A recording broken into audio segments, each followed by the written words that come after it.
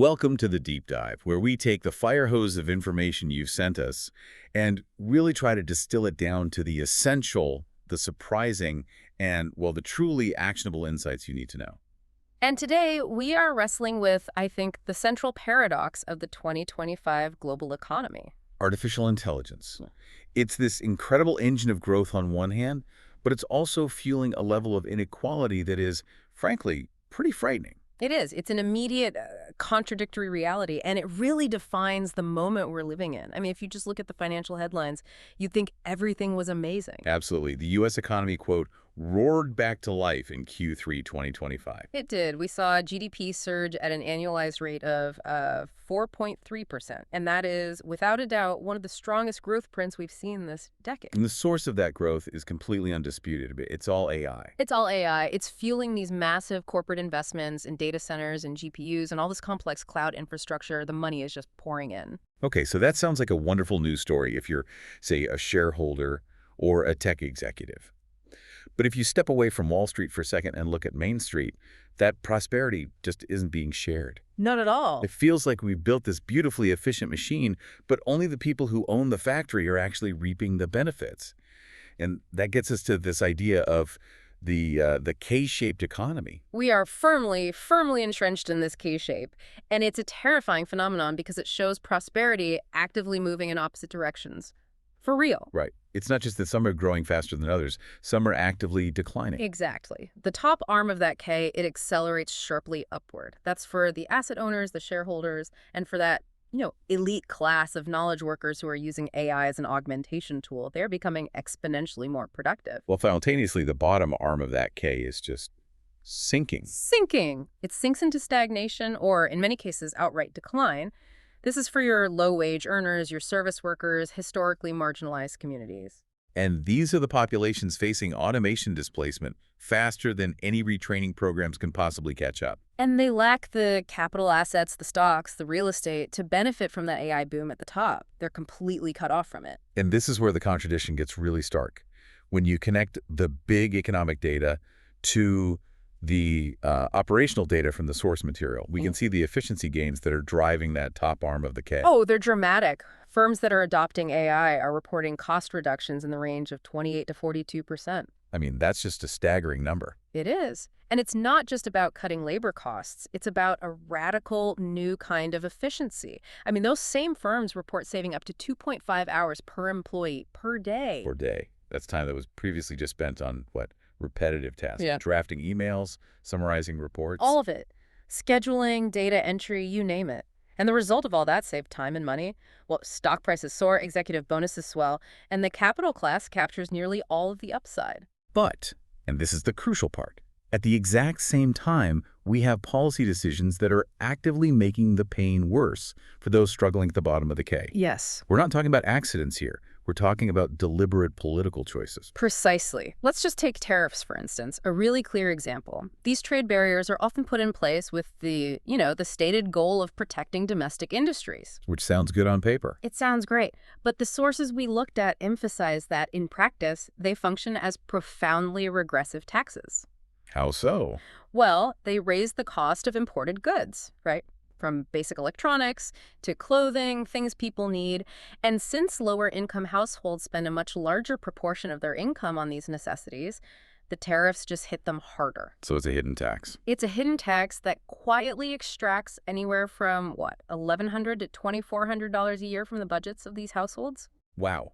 So the government is essentially taxing the poor, the very people least able to absorb it, while the capital class is benefiting from these unprecedented AI-driven efficiency gains. It really is, as the sources say, a policy artifact.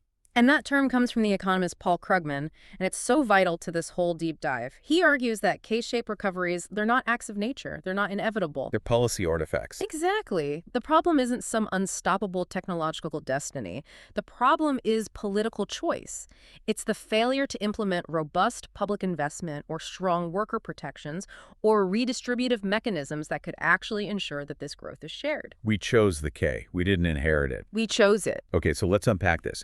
If political choice is the problem, and AI is the engine of this K-shape, What if AI, the very force that's accelerating all this inequality, could be strategically harnessed to reverse it? Now that is the radical question guiding this entire deep dive. Is the answer to the AI problem more, but just a different kind of AI? The sources argue yes, because the fragility of the current system lies in its concentration.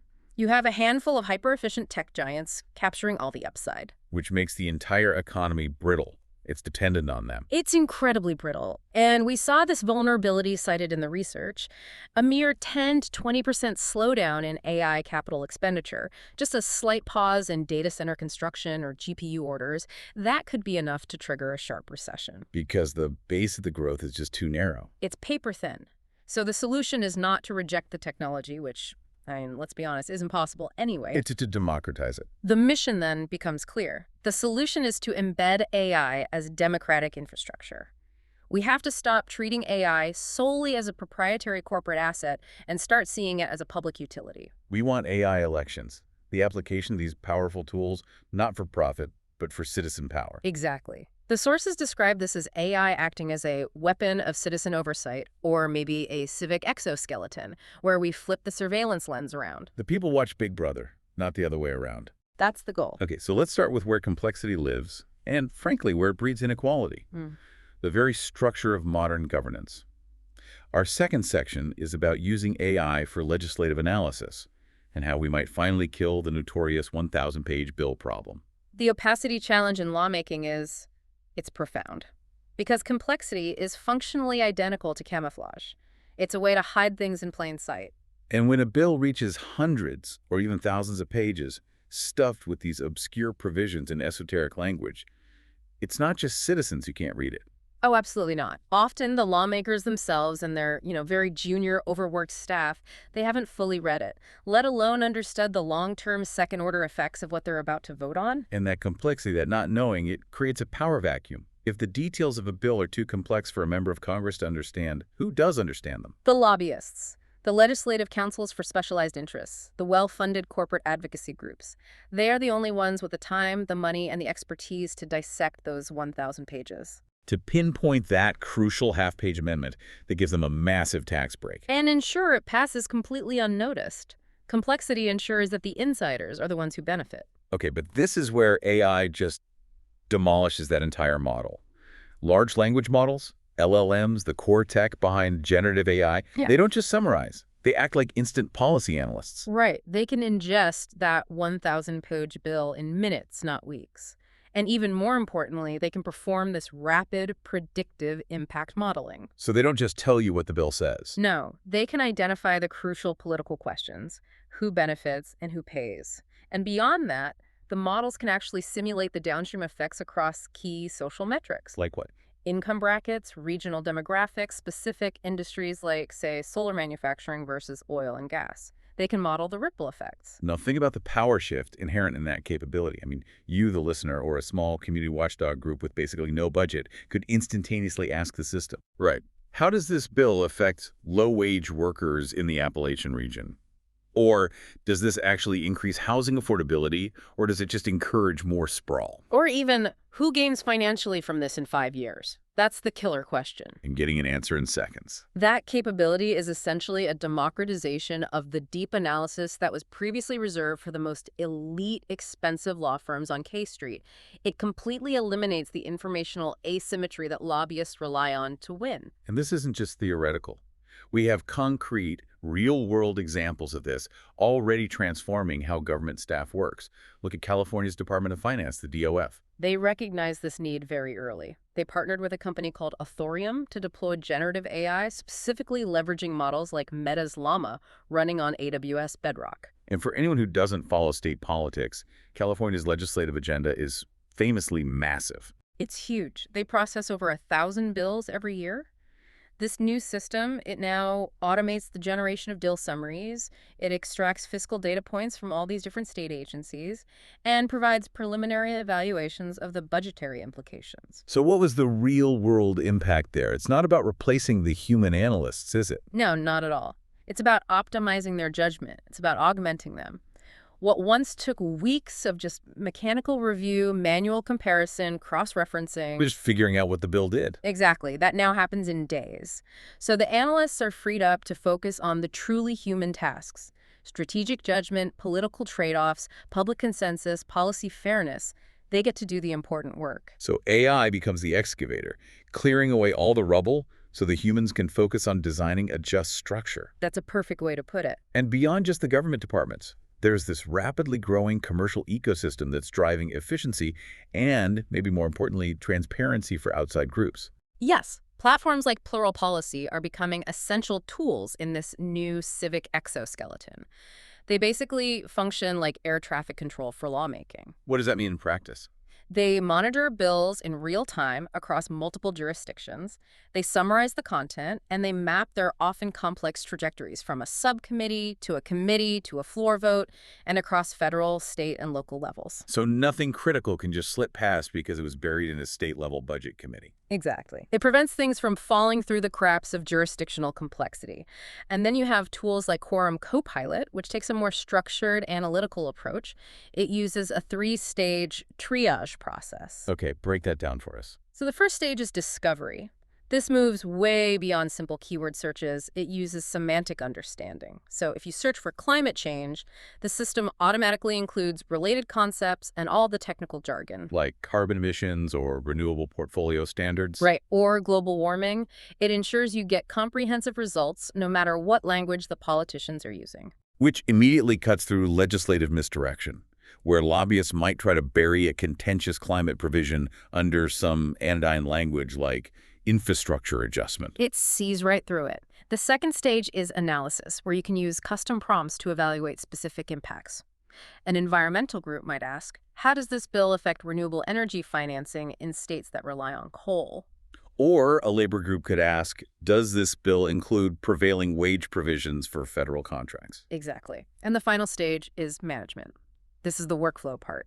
It coordinates the advocacy teams, tracks their success, all with real-time dashboards. It dramatically lowers the cost of running an effective advocacy campaign. You know, what's so fascinating here is the true impact isn't just efficiency. It's a profound shift in the actual power dynamics. It is.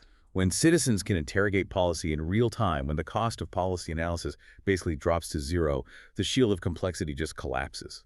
And that is the key to reversing the K-shape. Those complex legislative maneuvers, the tax codes tilted heavily toward capital gains, or the AI subsidies that are captured entirely by the Magnificent Seven, or those regressive tariffs we talked about that punish the poor, they struggle to survive real-time interrogation by millions of citizens and watchdog groups. Because if the outcome is immediately visible, this bill shifts $500 million from the poor to the wealthy, it becomes politically impossible to defend. It becomes toxic, correct. And this democratization of knowledge, it forces policymakers to address the K-shaped recovery head-on.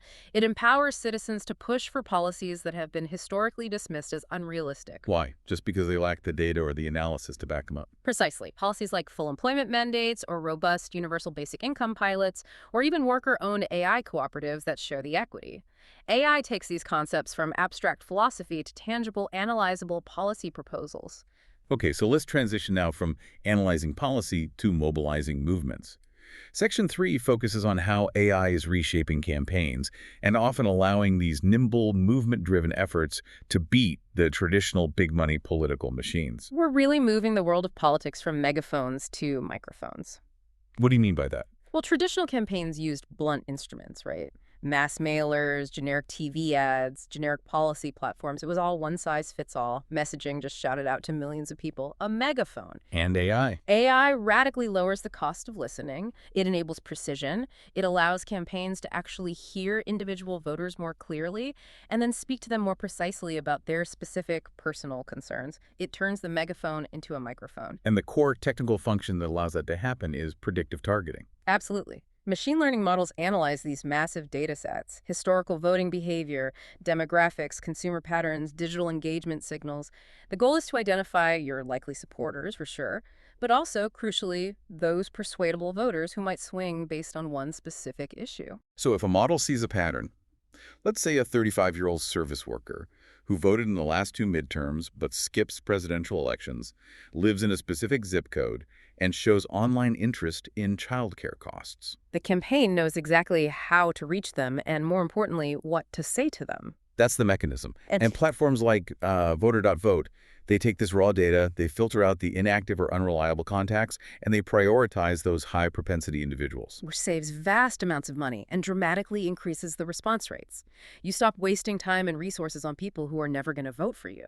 Now, that sounds like a technical optimization, but the implication for smaller, underfunded campaigns is, well, it's revolutionary. This is the flip side of the K-shape, isn't it? It is. It achieves data parity, which can replace financial asymmetry. What once required armies of highly paid consultants and million-dollar data contracts. Access to the deep data that the established parties controlled. Right. All of that is now available through efficient, accessible algorithms. This makes smaller, grassroots campaigns truly competitive against opponents who can vastly outspend them. The barrier to entry for effective political action just plummets. And then we get into the personalization revolution. It's not just who to talk to, but how to talk to them, tailoring the message beyond generic policy points into something that's deeply relevant to their life. This is where sentiment analysis comes in. AI spans social media, local news cycles, campaign feedback, all in real time, detecting voter concerns as they emerge. So a campaign knows that a manufacturing worker in Ohio is concerned about trade, so they receive tailored content focusing on supply chain integrity. And a young renter in Miami is worried about rising insurance costs, so they get hyper-focused content on housing affordability and climate risk mitigation. It's specific. And this isn't just text anymore. Generative AI is now creating culturally aligned, multilingual content that can speak to very specific communities. Yes, and the sources highlight the use of AI avatars, these synthetic video spokespersons, to build trust and communicate complex messages within diverse and sometimes skeptical communities. And these avatars can deliver messages that reflect local dialects and cultural norms, maybe even better than an outsider campaigner could. In some cases, yes. And the 2024 India elections provided a massive real-world case study for this, didn't they? They really did. Campaigns use these inexpensive AI tools to generate localized videos and voice messages in regional dialects that typically have, minuscule media budgets. They're usually ignored. And this demonstrates pretty definitively that representation is no longer limited by translation budgets. It's a game changer. Campaigns can now communicate deeply and authentically with all these diverse constituencies at near zero marginal cost. It fundamentally changes how you build an electoral coalition. Okay, but let's pause on this for a second, because using deep personalization, tailored emotional messaging, and synthetic AI avatars, that sounds less like strengthening democracy and more like very sophisticated targeted manipulation. Isn't this just making campaigns more effective at polarization and emotional targeting? That is the crucial, necessary pushback. And you're right, the research is conflicted on this. AI is a tool. And like any tool, it just amplifies intent. If the intent is to polarize, AI will excel at it. But the flip side is that the very same systems that enable that precision also enable genuine engagement on structural issues.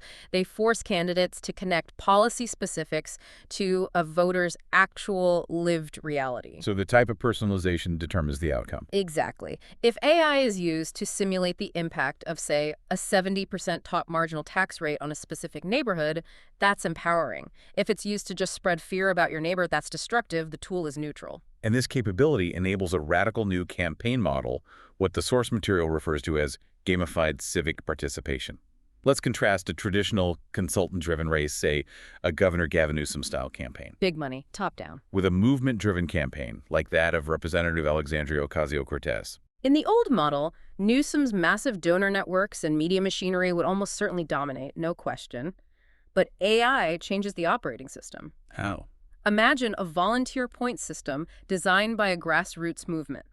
Supporters earn rankings and badges for specific civic actions, organizing neighborhood events, registering first-time voters, hitting micro-fundraising targets. Or even just providing verified reports of local issues like potholes or broken streetlights. All of it. It effectively decentralizes the entire campaign.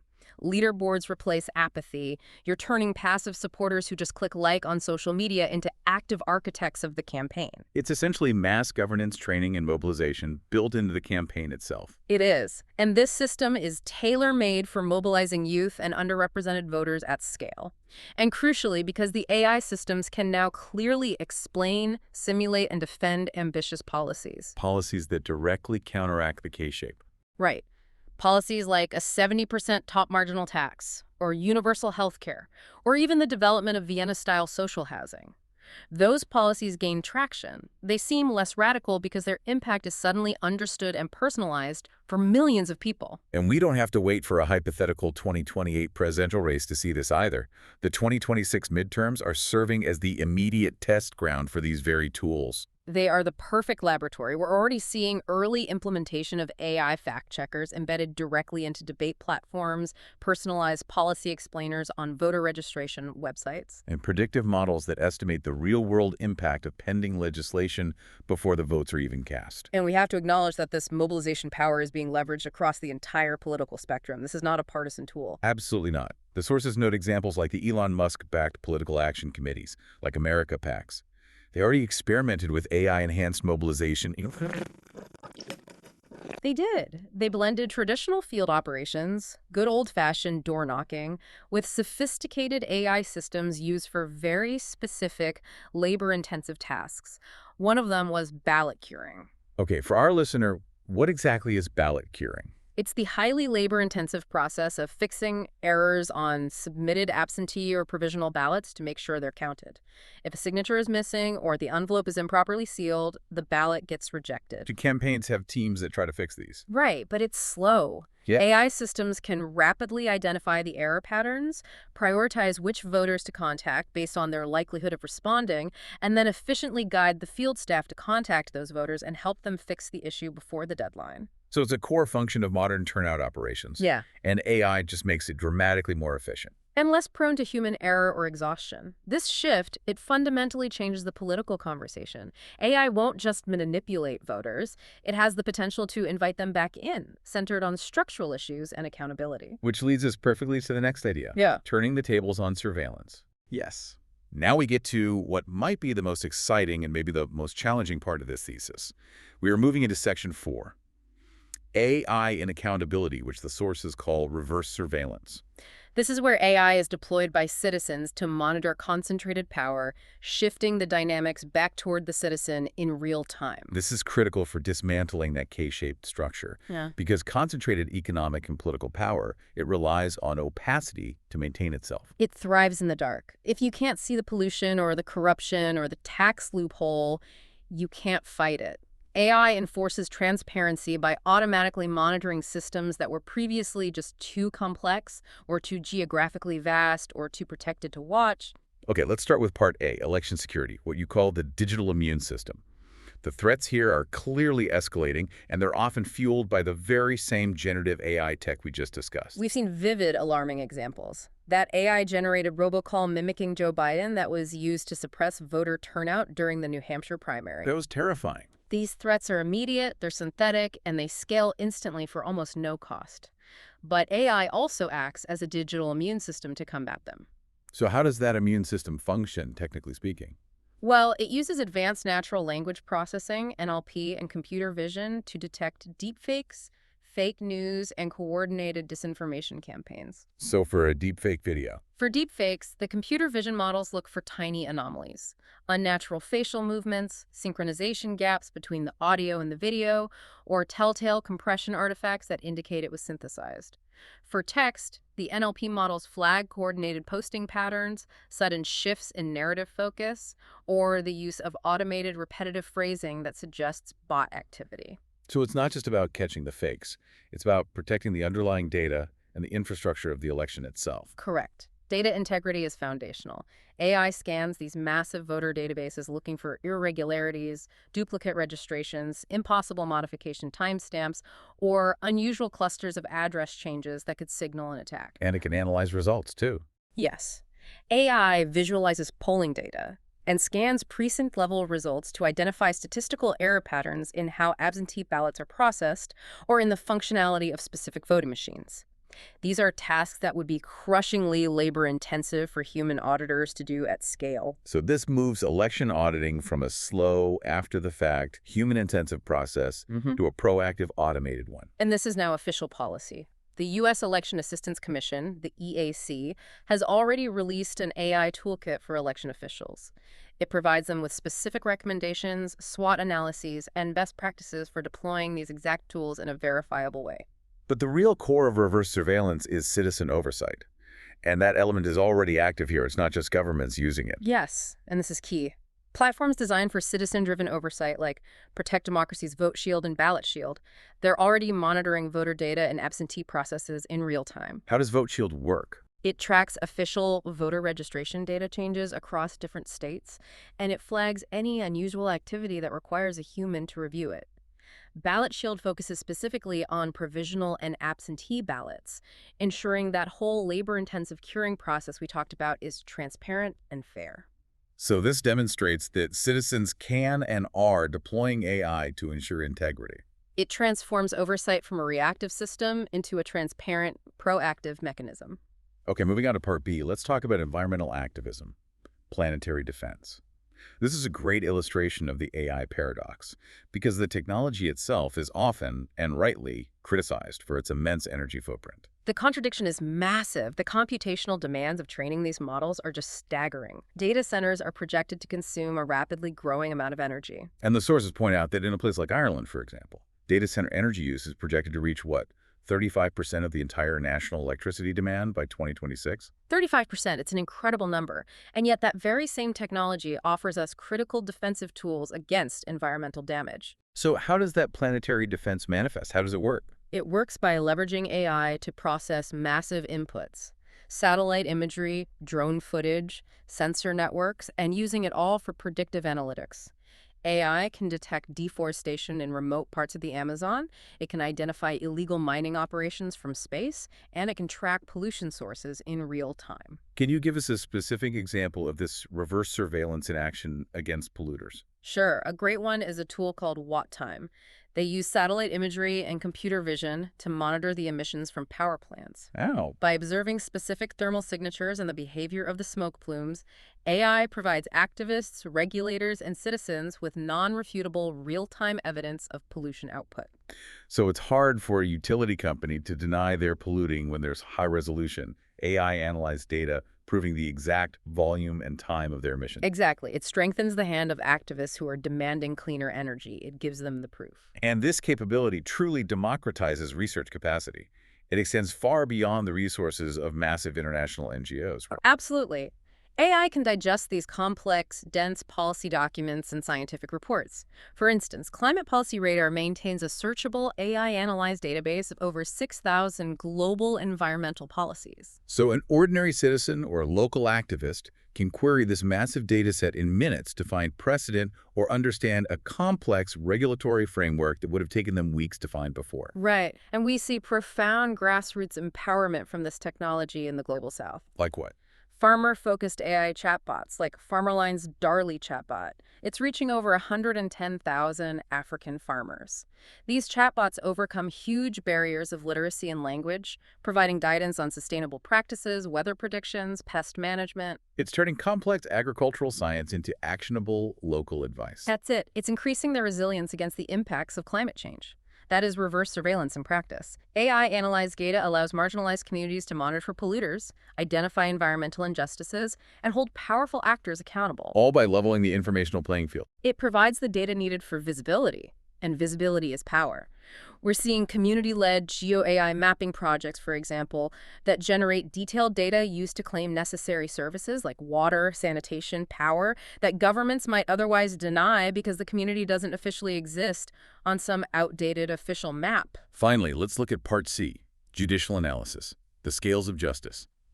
Now here, AI promises to address chronic court backlogs, but it carries an extremely high risk of amplifying existing systemic bias if it's mismanaged. The promise is dramatic efficiency. There's no doubt about it. AI is being used to summarize mountains of legal documents, predict potential case outcomes based on historical data, and support risk assessments for decisions like pretrial release or sentencing. We're seeing this in other countries too. We are. In India, for example, systems like Lega are designed to assist judges in rapid legal research. They transform mountains of case law into actionable insights to dramatically reduce case pendency, the time cases are stuck in the system. But the stakes here are about liberty and fairness. If AI is used to make pre-trial risk assessments, a prediction of whether someone will skip bail or commit another crime, and that AI is trained on historical data that disproportionately incarcerated or denied bail to minority groups, then the AI simply encodes and amplifies that bias. It becomes a runaway train. That is the core ethical danger, isn't it? It is. The AI doesn't see fairness, it just sees correlation. If, historically, people from low income or certain demographic areas were jailed more often, the AI will just recommend the same thing, creating this vicious feedback loop of systemic injustice. This is why human verification and transparency are absolutely non-negotiable. And beyond the bias in decision-making, AI tools are also becoming essential for evidence analysis, particularly with the rise of deepfakes making their way into court. Absolutely. AI tools are becoming essential for detecting deepfakes and manipulations in digital evidence, for ensuring the authenticity of videos, audio, and documents presented in court. This requires judges to be educated, to follow specific bench cards on source verification and metadata integrity. They have to become tech-savvy. But the danger of over-reliance is very real, and the source material provides the ultimate cautionary tale, the famous case of Mata versus Avianca. Oh, that case is now legendary among legal professionals. The lawyers involved relied on generative AI to produce case law for their brief, and the AI, in a moment of what we now call a hallucination, just fabricated fake precedents. It just made them up. Made them up. Cases that did not exist in reality. The lawyers presented these fake cases to the court, and it led to severe sanctions. It was a disaster. And that dramatically underscores the point. Human judgment and verification are absolutely non-negotiable in the judicial process. Exactly. AI cannot replicate empathy or moral nuance or the consideration of mitigating factors. The goal must be augmentation, not replacement. AI handles the scale, the speed, and the research volume, helping to level the playing field for underrepresented groups navigating the legal system. But humans retain the core functions of judgment, justice, and accountability. They have to. This ensures AI-augmented courts can, for example, fairly scrutinize complex election disputes without being overwhelmed by the sheer volume of data. Okay, so the incredible potential we've just discussed, all of it, the legislative clarity, the mass mobilization, the reverse surveillance, it all hinges entirely on this next topic. Mitigating algorithmic bias. This is the ethical imperative. We have to ensure we build a system for fairer intelligence that is not just reflecting our biased past. Algorithmic bias is the core vulnerability. It's the Achilles heel of this entire vision. If AI is trained on biased historical data, it won't just deliver a biased future. It will do so at a massive scale and speed, entrenching that K-shaped inequality permanently. And this bias can manifest everywhere. In hiring, in lending, in those judicial risk assessments, in political targeting. Everywhere. So, to build a truly democratic AI, we first need to understand where the bias even enters the system. The sources identify three crucial stages where it gets introduced. Let's start with the first one. First is data-related bias. This is the most common source. It includes things like the underrepresentation of minority groups in data sets, which just means the model doesn't see them accurately. Or selection bias. Right. If the sampling used to train the model is skewed toward affluent populations or specific geographic areas. We also see labeling bias, where subjective human annotations erase nuanced categories. For instance, labeling a complex mental health case simply as unstable. So if you train a facial recognition system primarily on photos of light-skinned men, it will perform poorly on everyone else. Precisely. The data reflects a very specific and often privileged subset of reality. The second source is algorithmic bias. This happens in the model's design itself, in the code. Yes. A classic example is using features that, while they might seem neutral, inadvertently act as proxies for sensitive attributes like race or income. Like using ZIP codes. ZIP codes are the perfect example.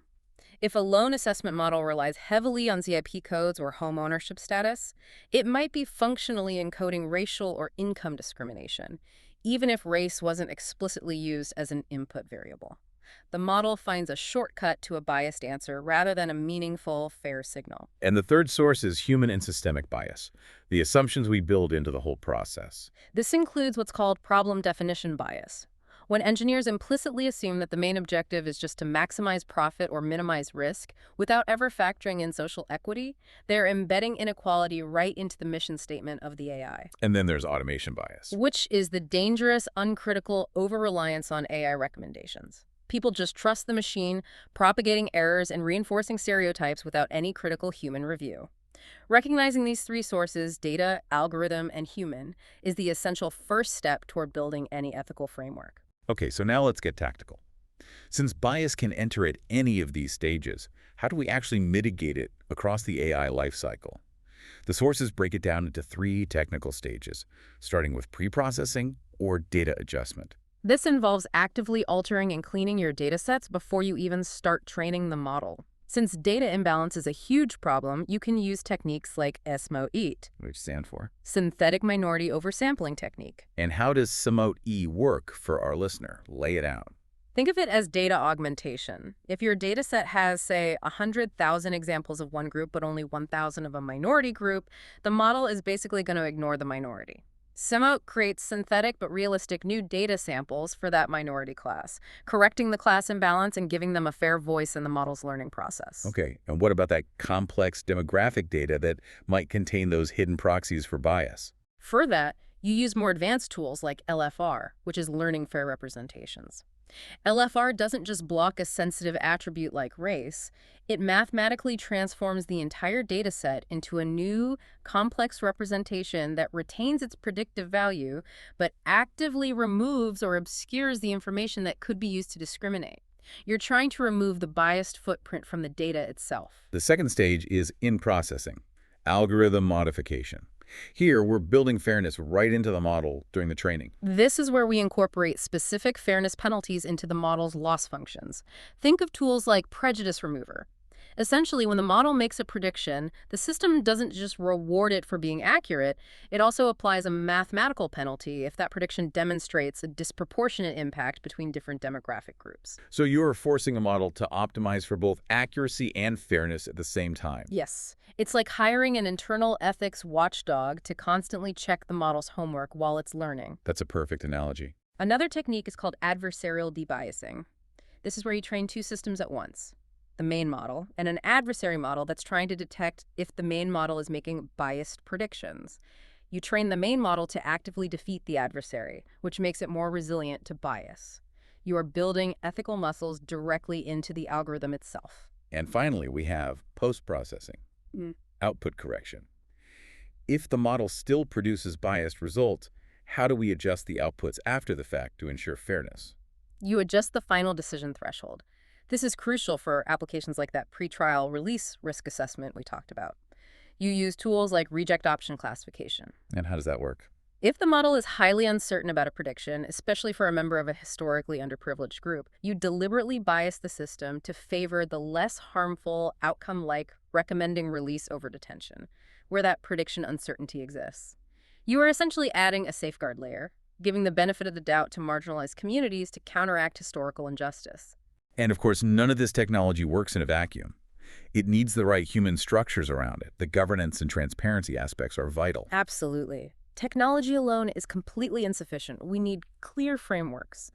Organizations like the NCSL, the National Conference of State Legislatures, they're already issuing guidelines that require strict oversight, usage limits, and specific training programs for officials who are deploying AI. This ensures that the human systems can match the technological ambition. And in the judicial sector, that human oversight is absolutely essential to preserve the legitimacy of the courts. Yes. The experts we reviewed all note that AI cannot replicate empathy or moral nuance. Therefore, the governance structures require structured audit processes, mandated AI ethics boards, and the utilization of explainable AI tools. Tools like SA-Key or Lime. Right. Tools that allow a human to actually see why a model made a specific recommendation rather than just trusting the black box. So what does this all mean at the end of the day? Bias mitigation is not optional. It is a societal imperative. It's what ensures that AI becomes a bridge to fairness, empowering citizens with transparent, accessible systems. Rather than a wedge that just deepens the K-shaped inequality that birthed this powerful technology in the first place. We've covered a massive amount of ground today. From that incredible 4.3% GDP surge fueled by AI to the grassroots chatbot reaching 110,000 African farmers and that critical warning that AI can hallucinate fake legal precedents. The synthesis is clear. AI is projected to add an estimated $15.7 trillion to the global GDP by 2030. But without political integration, without the democratization of these tools into that civic exoskeleton we talked about, that wealth just flows upward, leaving behind a brittle, fragile economy. And remember that core fragility we identified at the very beginning, a small 10 to 20% slowdown in AI capital expenditure could trigger a recession. That's a clear sign of dangerous concentration. The new landscape is set. Elections, governance, environmentalism, justice, they are all rapidly moving toward AI-augmented systems. This transition isn't coming in a decade, it's happening now. It's being tested in the 2026 midterms, and it will likely be solidified by the 2028 presidential cycle. And that transition really defines the challenge ahead. We established earlier that the K-shaped economy is not destiny.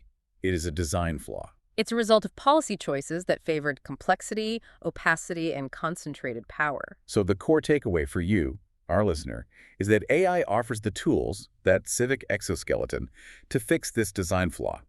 It can do it by dramatically enhancing your voice, by enforcing transparency through reverse surveillance, and by institutionalizing accountability in real time.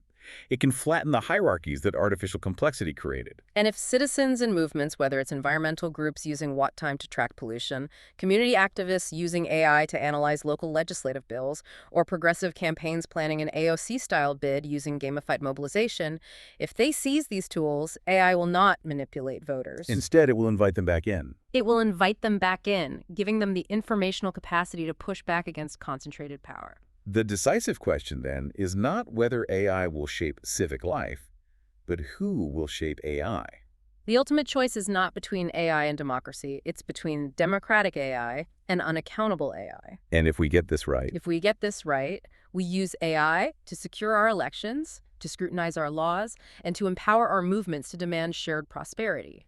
If we get it wrong, AI simply becomes the most powerful engine ever invented for entrenching existing power structures, making that K-shape permanent. the ultimate control rests on the governance, the ethics, and the human intent behind the algorithm. The decisive question is who programs the programmer? That is a powerful and essential thought for every learner to walk away with. Thank you for joining us for this deep dive into AI elections.